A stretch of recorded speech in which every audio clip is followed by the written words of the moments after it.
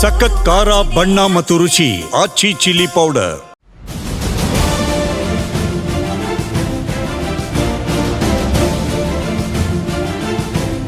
ಪರಪ್ಪನ ಅಗ್ರಹಾರ ಜೈಲಿನಲ್ಲಿ ಕೈದಿಗಳ ರಾಜ್ಯಾತಿಥ್ಯ video viral ಪ್ರಕರಣದಲ್ಲಿ ತನಿಖೆ ತೀವ್ರಗೊಂಡಿದೆ. ರೌಡಿ ಶೀಟರ್ ಕುದುರೆ ಮಂಜನ ವಿಚಾರಣೆ ವೇಳೆ ಪೊಲೀಸರಿಗೆ ಸ್ಫೋಟಕ ಮಾಹಿತಿ ಲಭಿಸಿದೆ. ಜೈಲಿನಲ್ಲಿ ಡ್ಯಾನ್ಸ್ ಮಾಡಿದ್ದನ್ನ ಮಂಜ ಒಪ್ಪಿಕೊಂಡಿದ್ದು ವಿಡಿಯೋವನ್ನು ಕೆಲವರಿಗೆ ಹಂಚಿದ್ದಾಗಿ ತಿಳಿಸಿದ್ದಾನೆ. ಆ ಮೂಲಕ ಪ್ರಕರಣಕ್ಕೆ ಹೊಸ ಆಯಾಮ ಸಿಕ್ಕಿದ್ದು ವಿಜಯಲಕ್ಷ್ಮಿ ದರ್ಶನ್ ಕುರಿತು ಹರಿದಾಡಿದ್ದ ಊಹಾಪೋಹಗಳಿಗೂ ತೆರೆ ಬಿದ್ದಿದೆ. ಹೌದು, ಪರಪ್ಪನ ಅಗ್ರಹಾರ ಜೈಲಿನಲ್ಲಿ ಕೈದಿಗಳಿಗೆ ರಾಜ್ಯಾತಿಥ್ಯ ನೀಡುತ್ತಿರುವ ವಿಡಿಯೋ ವೈರಲ್ ಪ್ರಕರಣ ಸಂಬಂಧ ತನಿಖೆ ಚುರುಕುಗೊಂಡಿದೆ. ಬೆಂಗಳೂರಿನ ಪರಪ್ಪನ ಅಗ್ರಹಾರ ಜೈಲಿನಲ್ಲಿ ಐಸಿಸ್ ಉಗ್ರ ಜುಹಾದ್ ಹಮೀದ್, ಶಕೀಲ್ ಮನ್ನಾ ಹಾಗೂ ವಿಕೃತ ಕಾಮಿ ಉಮೇಶ್ ರೆಡ್ಡಿ ಸೇರಿ ಹಲವರಿಗೆ ಮೊಬೈಲ್ ಫೋನ್, ಟಿವಿ ಸೇರಿದಂತೆ ರಾಜ್ಯಾತಿಥ್ಯ ನೀಡಿರುವ ವಿಡಿಯೋಗಳು ಇತ್ತೀಚೆಗೆ ಸಾಮಾಜಿಕ ಜಾಲತಾಣಗಳಲ್ಲಿ ವೈರಲ್ ಆಗುವುದರೊಂದಿಗೆ ಭಾರೀ ಚರ್ಚೆಗೆ ಕಾರಣವಾಗಿದೆ. ಈ ವಿಡಿಯೋಗಳು ಬಿಡುಗಡೆಯಾದ ಬೆನ್ನಲ್ಲೇ ದರ್ಶನ್ ಆಪ್ತ ನಟ ಧನ್ವೀರ್ಗೆ ಈಗ ಸಂಕಷ್ಟ ಎದುರಾಗಿತ್ತು. ಸಿಸಿಬಿ ಪೊಲೀಸರು ಧನ್ವೀರ್ ಅವರನ್ನ ವಿಚಾರಣೆಗೆ ಒಳಪಡಿಸಿದ್ರು. ಈ ವಿಡಿಯೋಗಳನ್ನ ಧನ್ವೀರ್ ಬಿಡುಗಡೆ ಮಾಡಿದ್ದಾರೆ ಎಂಬ ಅನುಮಾನದ ಹಿನ್ನೆಲೆಯಲ್ಲಿ ಅವರನ್ನ ವಿಚಾರಣೆಗೆ ಒಳಪಡಿಸಲಾಗಿತ್ತು. ವಿಚಾರಣೆ ನಡೆಸುತ್ತಿದ್ದ ಸಂದರ್ಭದಲ್ಲಿ ಧನ್ವೀರ್ ಅವರ ಮೊಬೈಲ್ ಅನ್ನ ವಶಕ್ಕೆ ಪಡೆದು ವಿಧಿವಿಜ್ಞಾನ ಪ್ರಯೋಗಾಲಯಕ್ಕೆ ಕಳುಹಿಸಲಾಗಿತ್ತು. ಜೊತೆಗೆ ಎಲ್ಲ ಆಯಾಮಗಳಲ್ಲೂ ವಿಚಾರಣೆಯನ್ನು ನಡೆಸಿದ್ರು. ಅಂತಹ ಸಂದರ್ಭದಲ್ಲಿ ನಾನು ಯಾರಿಗೂ ವಿಡಿಯೋ ಶೇರ್ ಮಾಡಿಲ್ಲ ಎಂದು ನಟ ಧನ್ವೀರ್ ಹೇಳಿದ್ರು.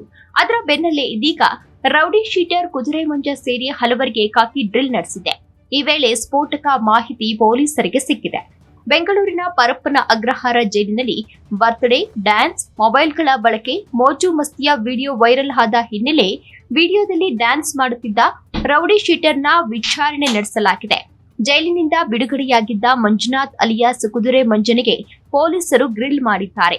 ಕೊಲೆ ಸೇರಿ ಹಲವು ಪ್ರಕರಣಗಳಲ್ಲಿ ಮಂಜುನಾಥ್ ಭಾಗಿಯಾಗಿದ್ದು, ಹೀಗಾಗಿ ಪರಪ್ಪನ ಅಗ್ರಹಾರ ಪೊಲೀಸರಿಂದ ಆತನ ತನಿಖೆಯನ್ನು ನಡೆಸಲಾಗಿದೆ. ಈ ವೇಳೆ ಜೈಲಿನಲ್ಲಿ ಡ್ಯಾನ್ಸ್ ಮಾಡಿದ್ದು ನಿಜ ಎಂದು ಮಂಜ ಒಪ್ಪಿಕೊಂಡಿದ್ದು, ವಿಡಿಯೋವನ್ನ ಗುಬ್ಬಚ್ಚಿ ಸೀನಾ ವಿಲ್ಸನ್ ಗಾರ್ಡನ್ ನಾಗನಿಗೆ ಆತ ಶೇರ್ ಮಾಡಿದ್ದ ಎಂಬುದು ಗೊತ್ತಾಗಿದೆ.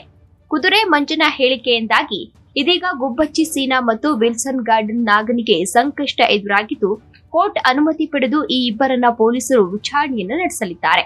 ಸದ್ಯ ಗುಬ್ಬಚ್ಚಿ ಸೀನಾ ಮತ್ತು ನಾಗ ಬೆಳಗಾವಿಯ ಹಿಂಡಲಗ ಜೈಲಿನಲ್ಲಿದ್ದು, ಈ ಹಿಂದೆ ದರ್ಶನ್ ಜೊತೆ ಇವರಿಬ್ಬರು ರಾಜ್ಯಾತಿಥ್ಯವನ್ನ ಪಡೆದಿದ್ರು. ಅಂದ್ರೆ ಈ ಹಿಂದೆ ದರ್ಶನ್ ಜೊತೆ ಒಂದು ವಿಡಿಯೋ ಕೂಡ ವೈರಲ್ ಆಗಿತ್ತು.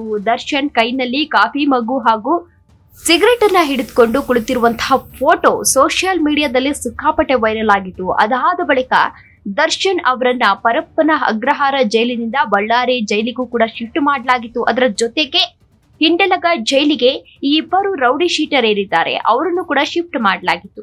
ಕೋರ್ಟ್ ಅನುಮತಿಯನ್ನ ಕೊಟ್ಟರೆ ಪರಪ್ಪನ ಅಗ್ರಹಾರ ಠಾಣೆಗೆ ಕರೆತಂದು ಇಬ್ಬರನ್ನು ಪೊಲೀಸರು ವಿಚಾರಣೆಯನ್ನ ಮಾಡಲಿದ್ದಾರೆ ಎನ್ನುವ ಮಾಹಿತಿ ಕೂಡ ಲಭ್ಯವಾಗ್ತಾ ಇತ್ತು. ಜೊತೆಗೆ ಅವರೇನಾದ್ರೂ ಪರ್ಮಿಷನ್ ಕೊಡ್ಲಿಲ್ಲ ಅಂತ ಅಂದ್ರೆ ಹಿಂಡಲಗ ಜೈಲಿಗೆ ತೆರಳಿ ಈ ಬಗ್ಗೆ ಆರೋಪಿಗಳಿಂದ ಮಾಹಿತಿಯನ್ನ ಕಲೆ ಹಾಕಲಿದ್ದಾರೆ ಎನ್ನುವ ಮಾಹಿತಿ ಕೂಡ ಲಭ್ಯವಾಗಿತ್ತು. ಇದೀಗ ದರ್ಶನ್ ಪತ್ನಿ ವಿಜಯಲಕ್ಷ್ಮಿ ದರ್ಶನ್ಗೆ ಬಿಗ್ ರಿಲೀಫ್ ಸಿಕ್ಕಂತಾಗಿದೆ.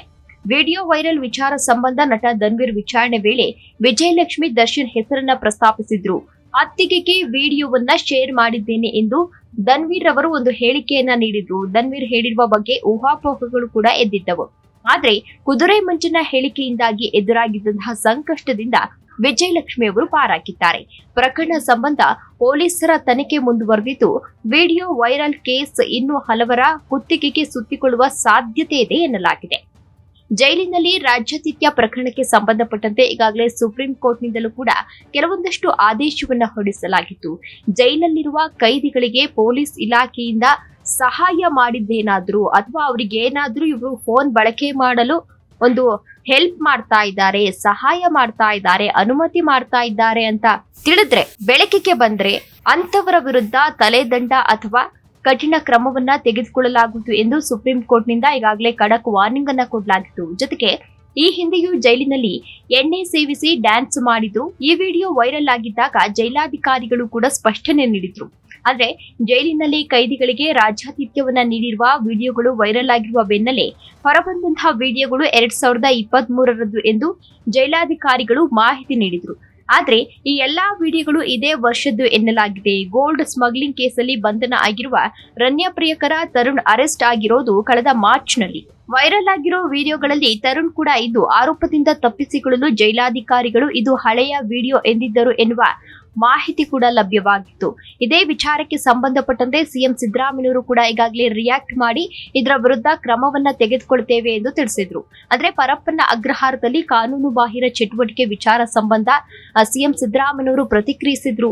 ತಪ್ಪು ಮಾಡಿದವರ ವಿರುದ್ಧ ಕ್ರಮಕ್ಕೆ ಸೂಚನೆಯನ್ನ ನೀಡಲಾಗಿದೆ ಎಂದು ತಿಳಿಸಿದ್ರು. ವಿಜಯನಗರ ಜಿಲ್ಲೆ ಹರಪನಹಳ್ಳಿಯಲ್ಲಿ ಮಾತನಾಡಿದಂತಹ ಅವರು, ಈ ರೀತಿ ಯಾರು ಮಾಡಿದ್ದಾರೋ ಅವರ ವಿರುದ್ಧ ಆದಷ್ಟು ಬೇಗ ಸೂಕ್ತ ಕ್ರಮವನ್ನ ತೆಗೆದುಕೊಳ್ತೇವೆ ಅಂತ ಸಿಎಂ ಸಿದ್ದರಾಮಯ್ಯನವರು ಕೂಡ ಈ ಹಿಂದೆ ತಿಳಿಸಿದ್ರು.